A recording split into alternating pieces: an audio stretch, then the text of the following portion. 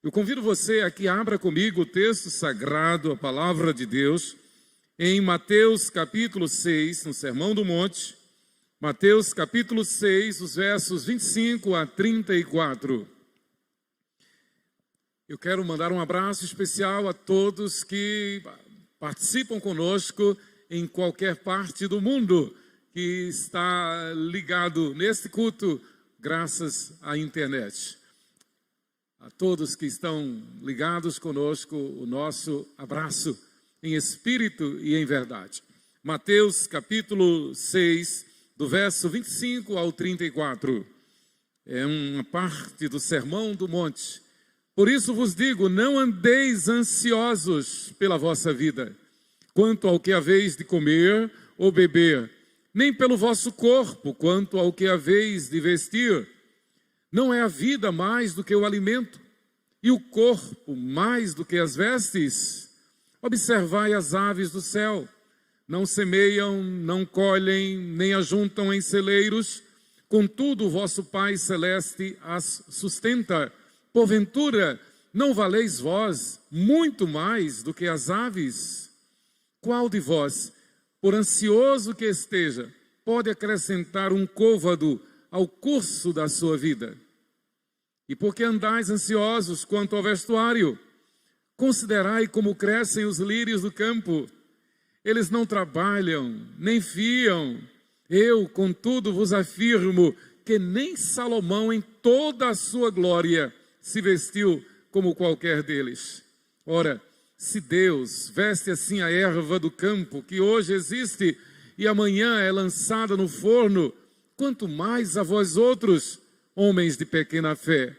Portanto, não vos inquieteis, dizendo, que comeremos, que beberemos, ou com que nos vestiremos, porque os gentios é que procuram todas essas coisas, pois vosso Pai Celeste sabe que necessitais de todas elas. Buscai, pois, em primeiro lugar, o seu reino e a sua justiça, e todas estas coisas vos serão acrescentadas. Portanto, não vos inquieteis com o dia de amanhã, pois o amanhã trará os seus cuidados. Basta ao dia o seu próprio mal. Amém. Que o Senhor aplique a sua palavra ao nosso coração. Irmãos, eu quero compartilhar sobre o cuidado de Deus conosco. E esse título já é redundante, porque Deus é Deus conosco. Mas é imperativo, é imperioso, é necessário que nos lembremos dessa verdade. Deus não é um Deus além. Deus não é um Deus aquém. Na verdade, a palavra diz, a forma correta é Deus de perto, também de longe. Às vezes se canta este corinho, se canta este versículo de uma forma como não está na Bíblia. Na Bíblia está, e é o correto, claro. Deus é Deus de perto e também de longe. Ou seja, nada foge ao controle de Deus. Nada foge ao cuidado de Deus. E o melhor dos melhores, Deus é Deus conosco, em toda e qualquer circunstância. Seja qual for a adversidade, seja qual for o vexame, seja qual for aquilo que possa causar dor de cabeça, preocupação, angústia, aflição. Quando nós nos lembramos de que Deus é Deus conosco, isto nos basta. Ele diz, a minha graça te basta. Queridos, nada de ansiedade, nada de insatisfação, nada de pavor, nada de medo. Eu sei que é muito difícil, é mesmo que quebrar pedra falar isto e imaginar isto. Mas é claro, é a verdade, é a realidade.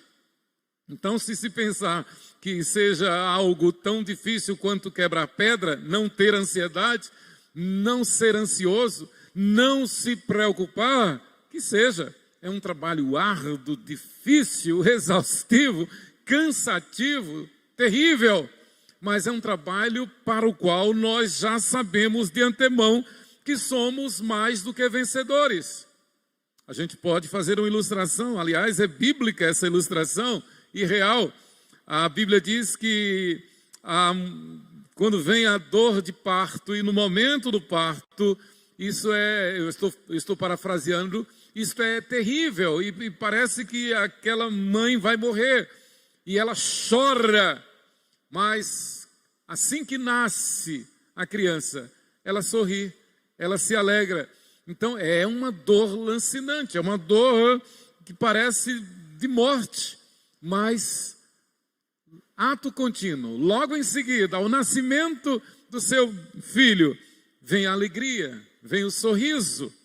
Isto é realidade. Queridos, o tom de Jesus é sempre suave e terno. É sempre amoroso, é sempre cuidadoso.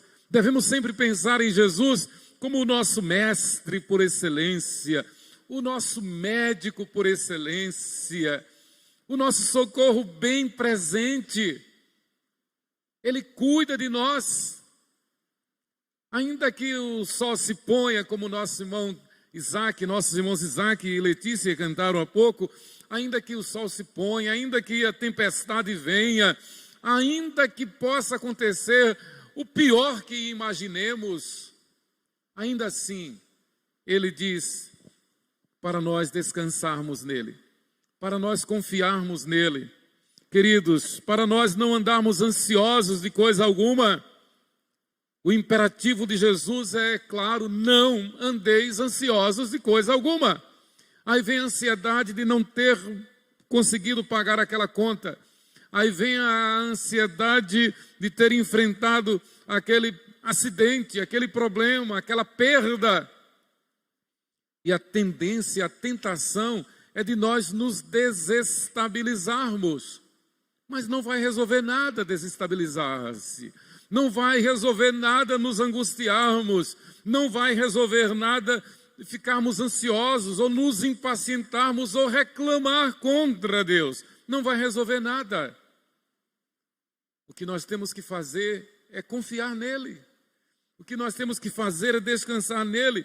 É interessante que todos querem saúde, todos querem paz, todos querem não estar ansiosos, mas no primeiro problema, na primeira dificuldade, já se deixa levar logo pela ansiedade, já se deixa levar logo pela preocupação, pela angústia. Há pouco, quando nós vínhamos para cá, nós íamos conversando no carro, eu e Sheila sempre coloca essa lembrança, essa questão. Ela vinha dizendo: olha, se tem uma coisa que eu já me preocupei na vida, foi quando as meninas eram crianças ainda, e quando você viajava, e as viagens, né, pregação, congressos, e você viajava, e Sheila ficava preocupada, porque e se eu morresse naquela viagem? E se eu morresse de qualquer forma, enquanto as meninas ainda eram crianças, ainda estavam crescendo, né? Era grande preocupação. Tem sentido a preocupação. Mas eu tenho certeza que ela não ficou ansiosa, porque a paz de Deus prevalece, a esperança, a fé prevalecem, a certeza de que o amor de Deus, ainda que viesse um infortúnio, ainda que eu tivesse morrido quando as meninas eram crianças, ainda assim, como também Sheila colocou e sempre coloca, Deus sustentaria. Haveria a dor da perda, né? A dor da separação, mas a Bíblia diz que Deus é o marido das viúvas e é o pai dos órfãos. Para que mais? Garantia de confiança, de segurança. E eu coloquei essa ilustração do comentário com Sheila, porque eu imagino que é a maior angústia de uma mãe, de uma esposa. Nós temos enfrentado a perda de colegas, pastores, deixando esposas jovens, filhos, crianças. Quantos colegas nós temos perdido nestes últimos dias, meses, neste último ano, não é? Então, a tendência é nos angustiarmos, mas a palavra de Deus é para nos animar. A palavra de Deus é para gerar em nós fé, esperança e amor. Amor pela obra, amor pela palavra. Quanto amo a tua lei, é a minha meditação todo dia, disse o salmista. E assim devemos viver esse amor que Deus derrama em nosso coração para viver a igreja. Se não houvesse amor, não existiria igreja. Se nós não estivéssemos dispostos a amar, não seríamos igreja. Se não houvesse disposição de amor, não haveria o serviço da igreja, não haveria evangelização. Queridos, então a ênfase de Jesus aqui no Sermão do Monte é gerar fé, gerar esperança, gerar amor no coração da igreja. Eu imagino que alguém que se deixa levar pela preocupação, pela ansiedade, pelo medo, pela angústia, não tem lugar, não há lugar para o amor no seu coração. Tudo isso é veneno contra o amor. Alguém que é angustiado, alguém que é medroso, alguém que é ansioso, é preocupado, vive numa angústia tamanha que não dá para ver o amor na vida, a beleza do amor. Uma das maneiras como a preocupação e a ansiedade se manifesta é através do famigerado ciúme. A pessoa que tem ciúme, uma pessoa que é ciumenta, uma pessoa que é insegura, não tem amor. Não tem. A Bíblia diz: o amor lança fora o medo. Não combina, não coaduna. Amor com ciúme, amor com medo, não tem. Não há comunhão. Da mesma forma que não há comunhão da luz com as trevas. Então, quem tem a consciência tranquila de que Jesus é Deus conosco, de que Ele cuida de nós, não dá lugar para angústia, para ansiedade, para preocupação, para medo, para ciúme, para nada disso, que são obras da carne. Então, Jesus quer que os seus discípulos saibam e descansem no fato de que Ele está no controle. Como o belo hino que a gente canta: não desanimes, Deus proverá, Deus cuidará de ti. Na tua dor, no teu sofrer, Deus cuidará de ti. Não devemos dar lugar em hipótese alguma para a ansiedade. Deus tem cuidado de nós. Isso em todos os sentidos, em todos os aspectos. Nas maiores aflições, nas maiores angústias, Deus tem cuidado de nós. Queridos, é extremamente significativo que o começo deste trecho nos liga à sessão anterior. Preste atenção, Mateus capítulo 6, nós começamos a ler do 25, a partir do 25 até o final, versículo 34. Mas perceba o contexto anterior. Jesus está falando sobre os tesouros no céu. Mateus 6, a partir do versículo 19. Mateus 6, 19. Não acumuleis para vós outros tesouros sobre a terra, onde a traça e a ferrugem corroem, e onde ladrões escavam e roubam. Mas ajuntai para vós outros tesouros no céu, onde traça nem ferrugem corrói, e onde ladrões não escavam nem roubam. Porque onde está o teu tesouro, aí estará também o teu coração. Muita gente vive em ansiedade, muita gente vive com medo, muita gente vive na angústia, muita gente se deixa levar se deixa abater pelo sofrimento, exatamente porque tem posto a sua confiança nas coisas materiais, nas coisas desta vida. Por outro lado, nós percebemos, nós conhecemos, nós sabemos de casos de pessoas que enfrentaram a pior adversidade, como bem leu o reverendo Lucas no início do culto sobre Jó. Para que aflição, para que sofrimento, para que dor maior do que a de Jó? E no entanto, o verso-chave do livro de Jó é Jó 19, 25. Porque eu sei que o meu Redentor vive, e por fim ele se levantará sobre toda a terra. Este versículo tem me feito tanto bem, desde o início da minha conversão.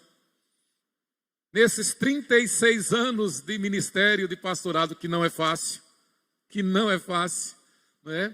Eu tenho compartilhado sempre que posso. No início do pastorado, meu Senhor, quantas vezes eu passei noites sem dormir. Desde o início do ministério.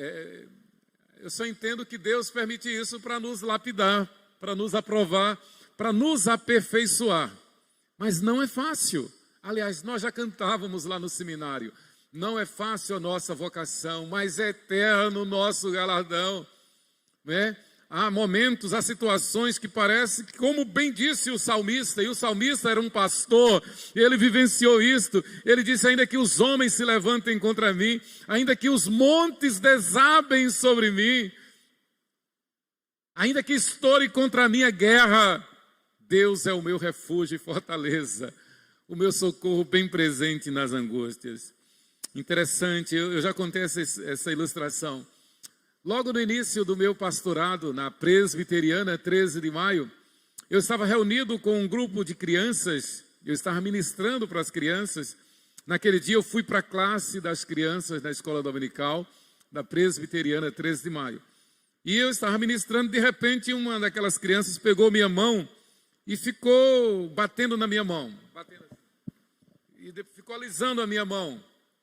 E depois ela disse: mas a mão do pastor é tão lisa, parece que o pastor não trabalha, não tem calo na mão do pastor. E eu fiquei sem graça, o pastor não trabalha mesmo não. Não tem calo nas mãos, olha lá, cadê a prova? Cadê a prova? Não tem calo nas mãos, não trabalha. Mas de repente, não mais que de repente, outra criança que estava assim, ela disse: ah, você não sabe, é porque os calos do pastor não estão nas mãos, estão no coração. Esta foi uma palavra boa. Uma criança, não posso esquecer jamais. Os calos do pastor não estão nas mãos, mas no coração. Irmãos, seja qual for o que vem angustiar, eu posso garantir para você, seja qual for a tua atividade, seja qual for a tua profissão, né, em termos de pressão, de ansiedade, de setas, né, de ataques, de tentativas de fazer-nos desistir, de fazer-nos nos preocupar, eu acho que poucas se comparam à do pastorado. Aliás, tem estatísticas que mostram isso. Eu não posso citar agora porque não as tenho aqui, mas estatísticas que provam que o exercício do pastorado é uma das atividades de maior risco para quem exerce, né? A última estatística que eu li, feita nos Estados Unidos, né, e dizia que das profissões, das atividades de mais alto risco estão a do corpo de bombeiros e a do pastor, a do pastorado. Então Jesus está falando de cátedra, e ele está falando para um grupo seleto, ele está falando para os discípulos, para os apóstolos, para os futuros pastores da igreja. Ele está falando para a sua igreja que sofre ataque de todos os lados. Ele está falando para a igreja cujo inimigo não é visível naturalmente. O inimigo é invisível. A nossa luta não é contra o sangue, nem contra a carne, é contra os principados e potestades. O nosso inimigo é aquele que está aí para roubar, matar e destruir. E ele vai fazer tudo para nos desestabilizar, ele vai fazer tudo para nos deixar angustiados, ele vai fazer tudo para termos uma crise. Não é fácil, não é por acaso que é altíssimo o índice de casos de depressão, de casos de problemas cardíacos entre os que exercem o pastorado. Eu estou colocando isso para você perceber como ilustração de que a aflição vem. Mas em meio à aflição, o Senhor nos dá o escape. E o incentivo de Jesus Cristo, nosso Senhor, em toda a palavra, em toda a Bíblia, é justamente para nos tirar dessa zona de aflição, deste raio de aflição, e nos colocar numa posição tranquila, segura. Como bem disse o pastor Davi: ainda que eu ande pelo vale da sombra da morte, não temerei mal nenhum, porque tu estás comigo, a tua vara e o teu cajado me consolam. A gente passa aflição de todo jeito, de todo tipo, mas Deus está no controle. Uma das grandes aflições que eu já passei, eu lembrando agora, foi num voo de Campina Grande, Cláudio, para Salvador. Eu acho que você não era nascido. Na década de 90, meado de 90, eu fui pregar na primeira igreja presbiteriana em Campina Grande, e tempo de chuva, muita tempestade, e era um bimotor, né, um avião pequeno que saiu de Campina Grande, e eu não sei por que saiu, e a muito custo chegou em Salvador. Tanto que chegou em Salvador e o aeroporto fechou. O meu voo para Ilhéus era logo em seguida, e passei 24 horas em Salvador esperando o teto melhorar para que o aeroporto fosse aberto. Mas olha, esse trecho de Campina Grande para Salvador, misericórdia. O avião sacudia mais do que tudo. Eu me senti literalmente como se eu estivesse numa pipa. Um menino soltando pipa, soltando papagaio, e eu me senti como se estivesse numa pipa ali, sem segurança nenhuma. E o que foi que eu fiz naquele hora? Eu orei por Sheila, orei por Rebeca, orei por Raquel, orei pela igreja, orei, naquela época eu tinha mamãe, papai, orei por papai e mamãe, orei por todos, mas você não imagina a paz que inundou meu coração. Depois de um certo momento, eu já estava na expectativa de ver Jesus. Eu confesso, eu já estava com o coração alegre. Deus vai cuidar de Sheila, de Rebeca, de Raquel, vai cuidar da minha família, e eu vou ver Jesus. Isto não é fuga, queridos, isto não é utopia, isto é realidade. Seja qual for a aflição, preste atenção, eu me senti como se estivesse numa pipa, e aquele negócio bem frágil, e qualquer hora ia cair. Mas Deus, pela sua misericórdia, permite que a gente esteja aqui ainda.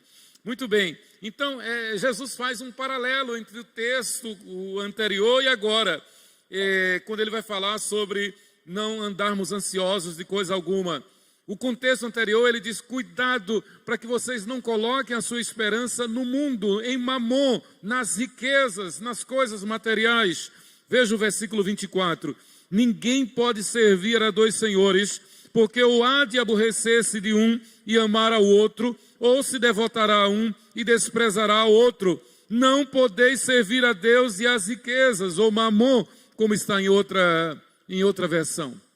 O contexto é esse. Jesus diz: se você estiver dividido, você vai viver angustiado, você vai viver ansioso, você vai viver com ciúme, vai viver inseguro, você não terá segurança, você não terá a minha paz. Lembra que ele diz: deixo-vos a minha paz vos dou, não vos la dou como a dá o mundo. Então queiram a minha paz. Então amem somente a mim, sirvam somente a mim, alegrem-se somente em mim. O problema é que normalmente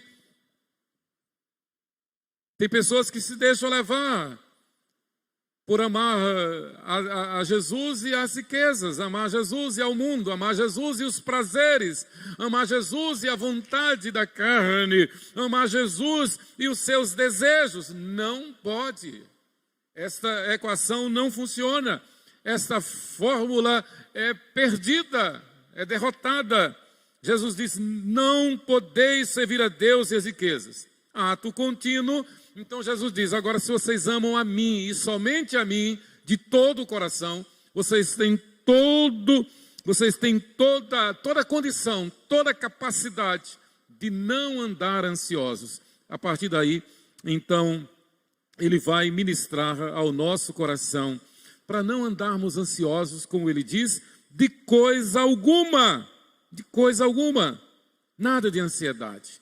Queridos, todo medo e cuidado desgastante é uma evidência da falta de fé na soberania e suficiência de Deus. Eu tenho que crer que Deus é o Senhor da minha casa, da minha vida. Deus é o Senhor de Sheila, Deus é o Senhor de Rebeca e Vandenberg, Deus é o Senhor de Raquel. E se Ele se agradar daquele que Ele tem preparado para ser o meu segundo genro, Deus é o Senhor. Deus tem abençoado o seu povo. Aliás, isso é redundante também, porque Deus é abençoador, né? Mas a gente precisa usar, é uma força de expressão. Todo medo e cuidado desgastante é uma evidência da falta de fé na soberania e suficiência de Deus. Quem disse isso foi Herbert Luke, comentando as parábolas de Jesus. O cuidado de Deus para conosco. Em primeiro lugar, nada de ansiedade. Em segundo lugar, Deus é Pai dos salvos por Cristo. Nada de ansiedade, versículo 25. Segundo, Deus é Pai dos salvos por Cristo. Eu quero andar rápido aqui para nós termos mais tempo para orar e outro dia, se Deus permitir, falar mais sobre este texto.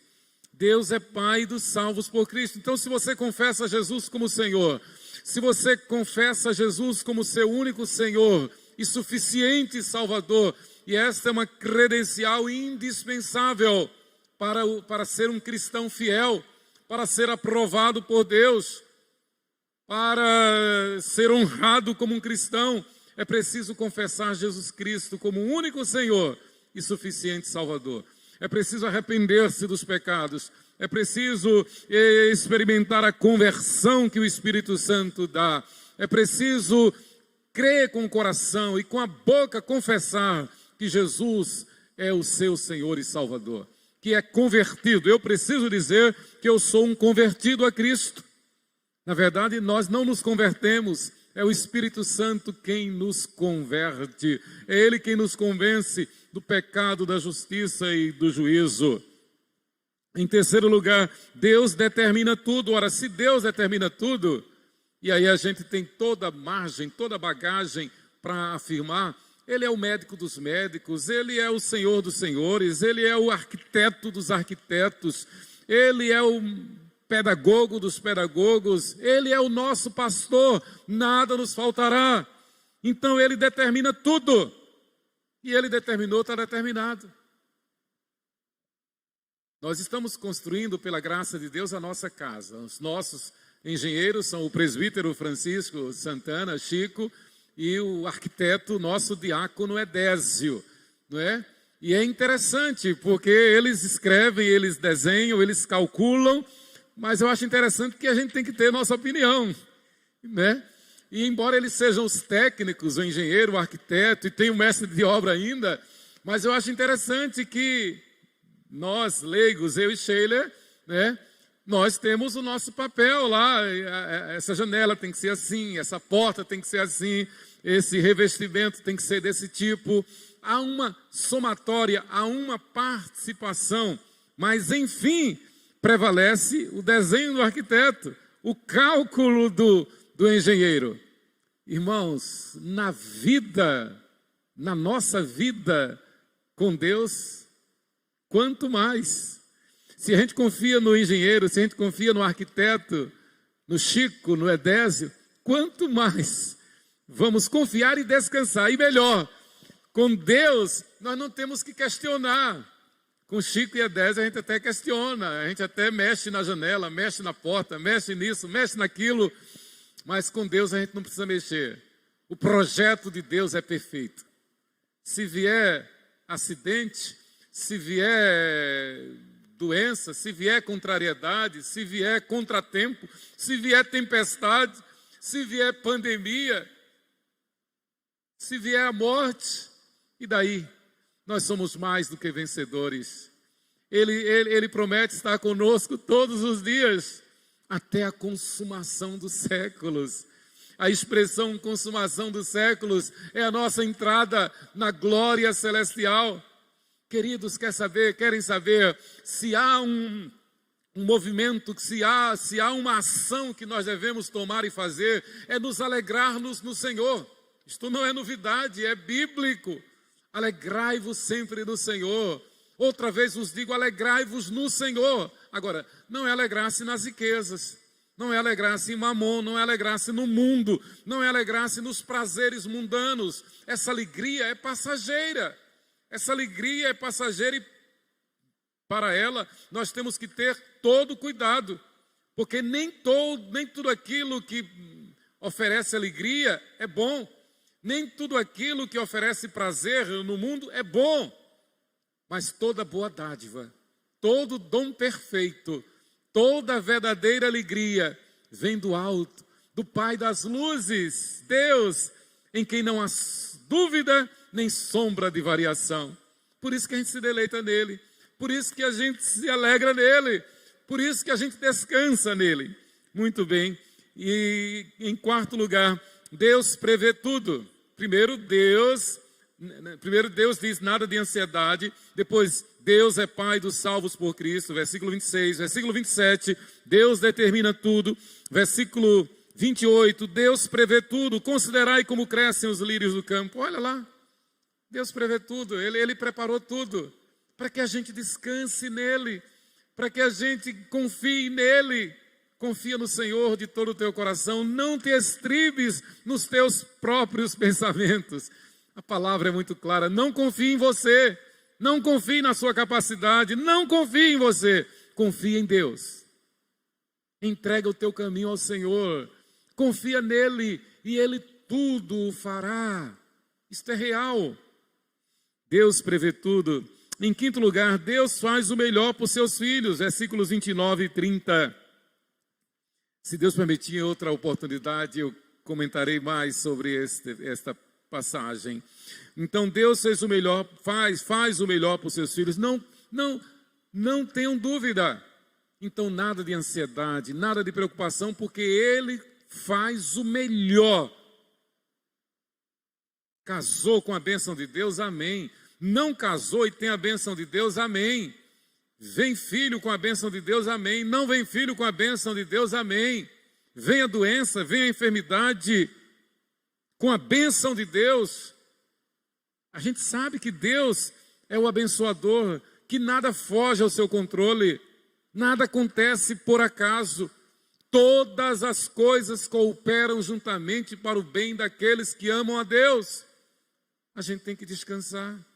A gente nunca esquece essa experiência que nós tivemos lá em Itabuna. Nosso irmão presbítero Jarisvaldo. Aquele acidente que houve. E a família toda no hospital. E a esposa e o filhinho mais novo já estavam na UTI. Ele estava ali no pronto-socorro. E eu fui chamado para dar assistência, porque perceberam pela carteira dele que ele era um presbítero. Ele tinha a carteirinha de presbítero, um oficial da Marinha do Brasil. E eu fui chamado justamente porque a menina de 13 anos, Joyce, havia falecido e ele não sabia ainda. A esposa estava na UTI, o filho mais novo na UTI, ele ali no pronto-socorro, todo quebrado, mais lúcido, e a menina dentro do carro da Polícia Rodoviária Federal, o corpo.